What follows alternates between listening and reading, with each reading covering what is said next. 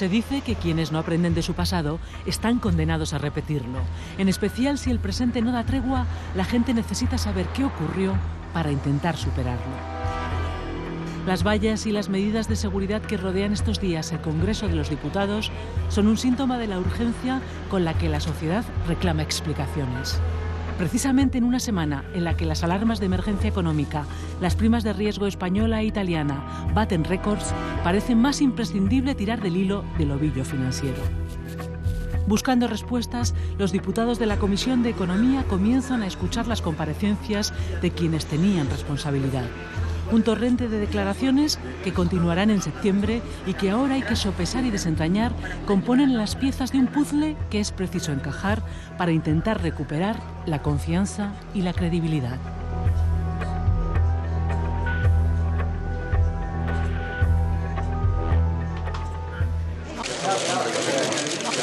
La comparecencia que más expectación concita es la del expresidente de Bankia, la entidad cuya nacionalización el pasado mes de mayo marca un antes y un después en la percepción de los inversores internacionales sobre el sistema financiero español, tras conocerse que necesita 23.465 millones de euros.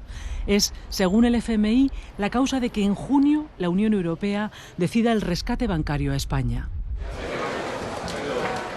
Rodrigo Rato, que estuvo 2 años al frente de la entidad y antes Caja Madrid, defiende en el Congreso su gestión y asegura que el Banco de España le ordenó la fusión con otras 7 cajas. El 2 de junio del año 2010, el gobernador del Banco de España, que conocía con detalle la situación real de todas las cajas y de Caja Madrid, me citó con urgencia a su despacho, donde también estaban José Luis Olivas y el subgobernador. Allí nos pidió que Bancaja se incorporara al SIP, que lideraba Caja Madrid, y nos conminó a negociar los detalles de inmediato. El jueves, durante más de 3 horas y media, el expresidente de Bankia da datos y argumentos para tratar de reforzar su imagen. Dice que no falsearon las cuentas, que no se puede hablar de agujero, sino de cambios de criterios contables, que la coyuntura internacional era imprevisible y que él presentó otro plan de 7.000 millones, pero que dimitió al no haberle sido aceptado por las autoridades. Sin embargo, los diputados no obtienen todas las respuestas. ¿Usted cree que su plan podría haber sido suficiente, dada la situación?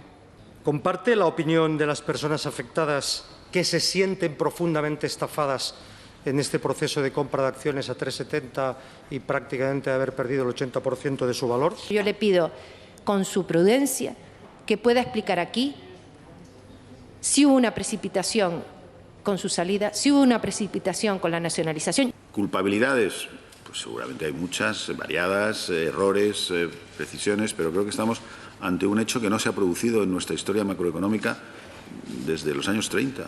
No estamos ante nada menor y eso pues hay que valorarlo. ¿Con eso hay que quitarse responsabilidades? No, yo he asumido las mías. Yo tenía un plan, mi plan no se ha considerado y he asumido la responsabilidad, que es dejarle el puesto a otro. Claro que hay responsabilidades en la gestión cuando una empresa está de alguna forma siendo presionada por un entorno deprimido, los gestores pueden de alguna forma ser conscientes de ello, ¿no?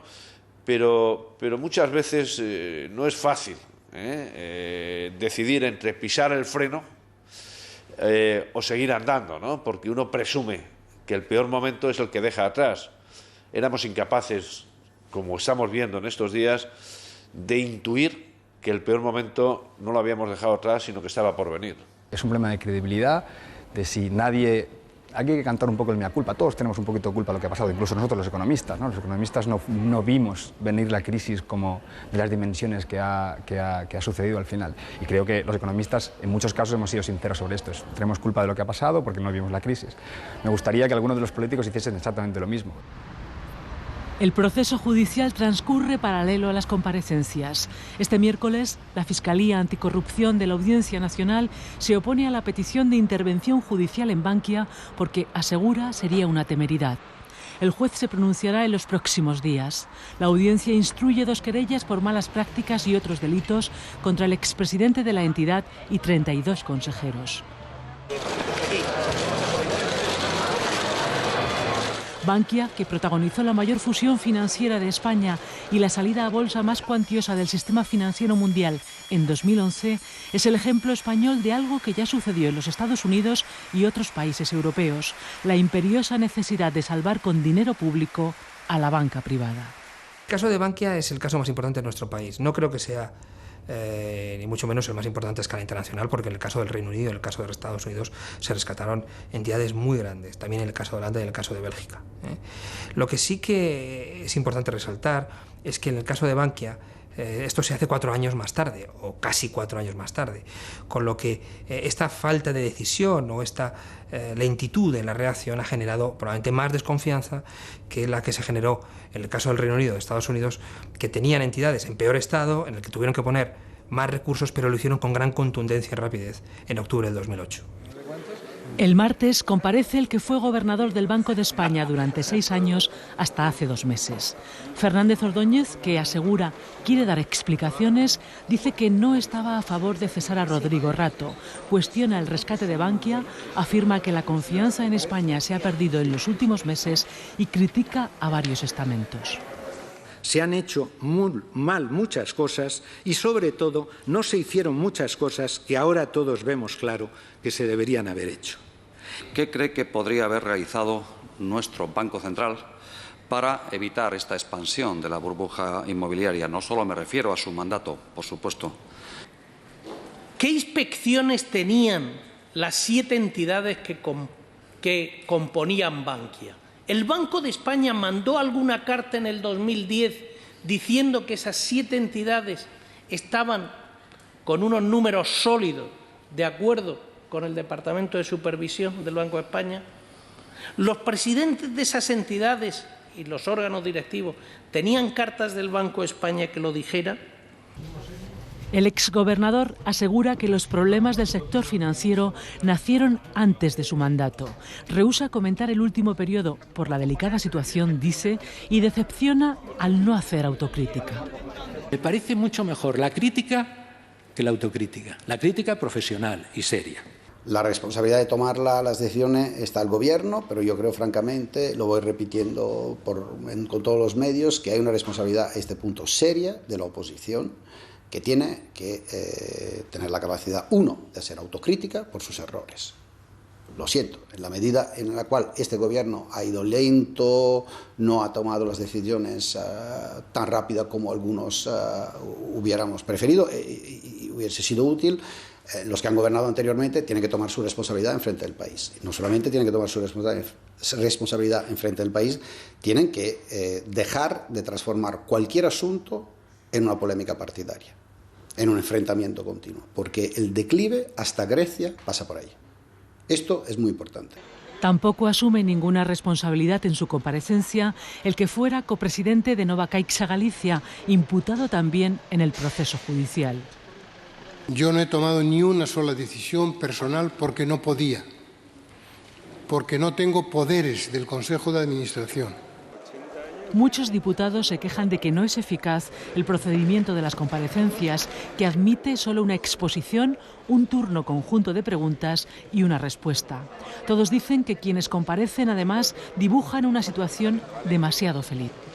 A este paso, si desde esta Cámara le seguimos enviando este mensaje a la ciudadanía, las vallas y los somieres que hay que poner ahí fuera con los correspondientes antidisturbios no van a ser suficientes. Va a haber que poner un foso con leones. Si me lo permiten, unos han disfrutado de la fiesta y a otros, distintos, ahora se les pasa la cuenta de la fiesta.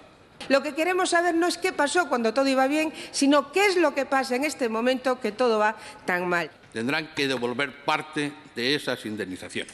Y yo le pido que lo hagan cuanto antes. Casi todos los diputados hacen continuas referencias al escándalo de las jubilaciones e indemnizaciones cobradas por algunos directivos salientes y al problema de las preferentes, en el que miles de españoles tienen comprometidos sus ahorros. De las preferentes no es que yo rehúya mi opinión, es que no puedo opinar sobre un tema que está sub iudice. Pero en el Congreso no hay ninguna respuesta, ninguna referencia estos días por parte de quienes comparecen a un caso que ha desatado la ira de muchos ciudadanos atrapados en el laberinto de acciones y opciones preferentes que no comprendían. Esto nos apunta a una carencia muy importante en el conjunto de la sociedad española, a una exigencia básica que en otros países llevan años tratando de resolver, que es la necesidad de una educación financiera mínima, de una alfabetización financiera suficiente. Más que tratar de sofisticar la oferta de productos financieros, lo que tenemos es que ser conscientes de que el conjunto de consumidores de servicios financieros tienen que tener el grado de preparación mínima, de educación, de alfabetización financiera. Y este debería ser un objetivo, una de las lecciones a deducir de esta crisis. Los políticos están inmiscuidos en muchas de las decisiones económicas que tenemos en España. Por ejemplo, los bancos, las cajas. Los bancos no, pero tanto las cajas. Las cajas están totalmente dominadas en los consejos de administración por políticos o expolíticos. El caso de Bankia es un caso, pero hay muchos más. Lo que pasa es que Bankia es un banco muy grande y por eso se ha dado más notoriedad al tema. Pero, por ejemplo, España carece, es una cosa importante, carece de organismos independientes que controlen al Estado. Por ejemplo, un caso en particular es un organismo independiente que tienen muchos países europeos que controlan la fiscalidad del Estado. El problema fue, y aquí señalo a todos, no quiero señalar a nadie, es que nos costó a todos demasiado entender que venía un gran tsunami de crisis. Y no lo supimos ver. De todas las intervenciones de esta semana, se deduce que ninguno de los organismos o de los responsables económicos anteriores supo prever la magnitud de la crisis. El que fuera secretario de Estado de Economía reconoce el martes que hubo excesos y errores sin precisarlos. El jueves, la exvicepresidenta del Gobierno, Elena Salgado, afirma que tomaron las decisiones que correspondían. Con los datos de los que disponíamos entonces, tomamos las decisiones que nos correspondía tomar, teniendo presente que el coste para los contribuyentes debía de ser el mínimo. Aunque no aclara hasta qué punto en el cambio de gobierno las cuentas quedaron claras. Yo creo que fundamentalmente están esperando que se aclarezca esto. Uno, que el cuadro político español permita un poco más de unidad y menos actitud de enfrentamiento en la calle. Dos, que sobre estos asuntos fundamentales, que lo repito, son siempre los mismos, las cajas, la financiación autonómica, el sistema fiscal, se tomen decisiones compartidas y se indique que en el plazo de 6 meses la reforma la hacemos de verdad. Yo creo que una vez que hemos hecho esto, nos van a echar una mano hasta 2. De lo que no se escucha en la comisión del Congreso, también se puede extraer una conclusión. Solo es posible salir de las turbulencias si todos reman en la misma dirección. Es lo que intenta el presidente del Banco Central Europeo cuando asegura el viernes que se hará todo para apoyar el euro. Un simple anuncio que relaja la presión de los mercados y hace bajar las señales de alarma. Creo que es importante también tener confianza en que no pasará ningún escenario extremo, lo digo para que nadie empiece a ver pues escenarios apocalípticos, ¿no?, sobre lo que va a ocurrir en el sistema financiero, etcétera, porque son profecías que se autocumplen, ¿no? Por muy duro que sea el futuro, al final estamos en una zona enrocada del mundo, una zona privilegiada, que tiene dificultades y que a lo mejor va a tener que reducir sus gastos, sobre todo en materia del sector público, pero eso no significa que vayamos a dar pasos atrás, a 2 siglos para atrás, ¿no? Y eso yo creo que es la mejor protección, una protección mental para poder resistir estos momentos tan tensos. Sobre la comisión del Congreso vuelve a planear la sombra de la crisis del 29. Desde entonces hasta ahora, se dice, el mundo no ha vuelto a vivir una recesión tan larga. Basada en aquel crack, ninguna película como Las uvas de la ira de John Ford refleja tan bien dónde encontrar la capacidad para superar los más duros golpes económicos. Una familia emprende un largo y duro viaje por carretera para escapar de la pobreza. En medio de la rabia y el descontento, vuelve a las raíces de la solidaridad y la cooperación. Mientras la banda sonora habla de un río en el que, como en la vida, siempre hay torbellinos, la anciana protagonista resume la esperanza final en una frase: seguimos caminando, saldremos siempre adelante porque somos la gente. No pueden acabar con nosotros ni aplastarnos porque somos la gente.